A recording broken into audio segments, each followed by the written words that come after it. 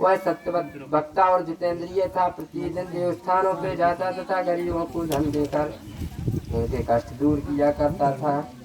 उनकी पत्नी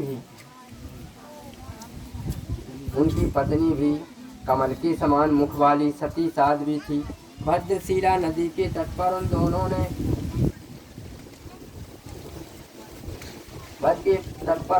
ने श्री सत्यनारायण भगवान का व्रत किया। उस समय में वहाँ एक साधु वैश्य आया और उसके पास व्यापार के लिए बहुत सारा धन रखा हुआ तो उस नाव को बहुत सारा धन रखा हुआ था।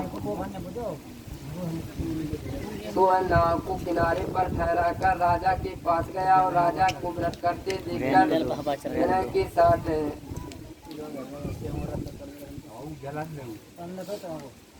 विनय के साथ पूछने लगा कि हे राजन, भक्ति चित्त से आप क्या कर रहे हैं और इसके करने से क्या फल मिलता है? मेरी सुनने की इच्छा है, सो आप मुझे बताइए। तो राजा बोला कि हे साधु, अपने बंधु बांधवों के साथ पुत्र आदि की प्राप्ति के लिए महाशक्तिवान है सत्यनारायण भगवान का व्रत व पूजन किया जा रहा है।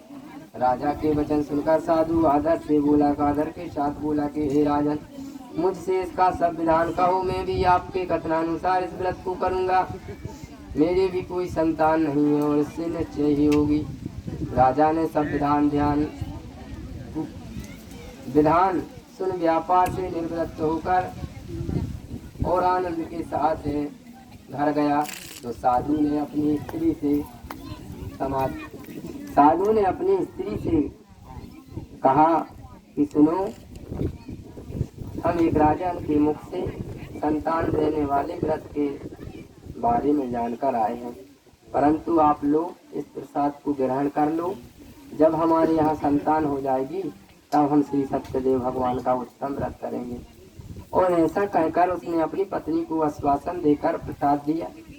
प्रसाद खाने के बाद कुछ समय के बाद उसकी पत्नी अपने पति के साथ आनंदित होकर और सांसारिक धर्म में प्रवृत्ति हो गई और कुछ समय के बाद वह गर्भवती हो गई।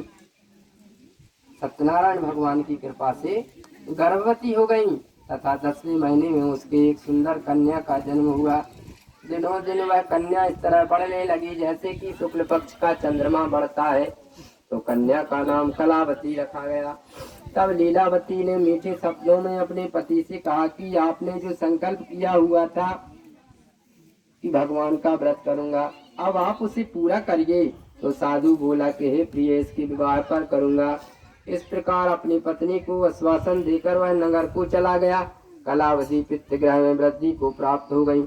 साधु ने जब नगर में सखियों के साथ अपनी पुत्री को देखा तो तुरंत ही दूध बुलाकर कहा कि पुत्री के बाद से कोई सुयोग्य वर देखकर लाओ। तो साधु की आज्ञा पाकर दूध कंचन नगर पहुंचा और वहां पर बड़ी खोज कर और देखभाल कर लड़की के लिए सुयोग्य बड़े पुत्र को ले आया। और सुयोग्य लड़के को देखकर साधु ने अपने बंधु बांधवों सहित प्रसन्न चित्त से अपनी पुत्री का विवाह उसके साथ कर दिया, किंतु दुर्भाग्य से विवाह के समय भी व्रत करना भूल गया। तब श्री भगवान क्रोधित हो गए और श्राप दिया कि जाओ, तुम्हें दारुण दुख प्राप्त होगा। अपने कार्य में कुशल साधु बनिया जमाता सहित समुद्र के समीप स्थित नगर रतनपुर नगर में गया और वहां दोनों ससुर जमाई चंद्रकेतु राजा के नगर में व्यापार करने लगे। एक रोज भगवान सत्यनारायण की माया से प्रेरित हुई तो राजा का धन लेकर शीघ्र ही भागा जा रहा था, किंतु राजा पीछे से राजा के दूतों को आता देखकर चोरों ने भागते भागते उस धन को वही चुपचाप रख दिया जहाँ वह दोनों ससुर जमाई ठहरे हुए थे।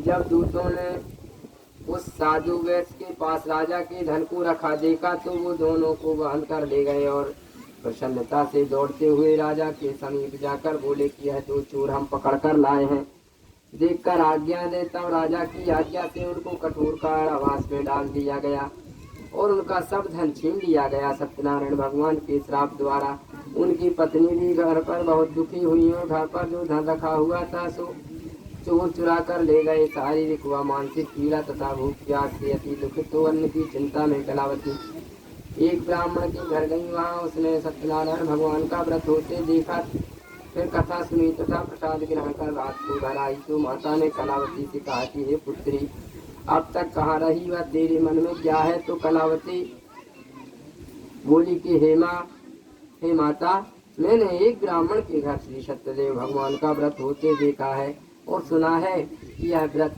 सब संकटों से मुक्त करने वाला है। तो उसके वचन सुनते ही उसकी माँ ने और सत्यदेव भगवान के व्रत की पूजन की तैयारी करने लगी और लीलावती ने परिवार और बंधुओं सहित श्री सत्यदेव भगवान का पूजन किया और यह वर मांगा कि हे प्रभु, मेरे पति और दामाद शीघ्र ही घर आ जाए और प्रार्थना की कि हम सबका अपराध क्षमा करो। सत्यनारायण भगवान इस व्रत से संतुष्ट हो गए और राजा चंद्रकेतु को स्वप्न में दर्शन देकर कहा कि हे राजन, दोनों वैश्यों को प्रातः ही छोड़ दो और उनका सब धन जो तुमने ग्रहण कर लिया है दे दो, नहीं तो मैं तेरा धन राजपाट पुत्र आदि सब नष्ट कर दूंगा। राजा से ऐसा वचन कहकर भगवान अंतर ध्यान हो गए। प्रातः काल राजा चंद्रकेतु ने सभा में अपना स्वप्न सुनाया। फिर दोनों बड़े पुत्रों को कैद से मुक्त कर सभा में बुलाया। दोनों ने आते ही राजा को नमस्कार किया।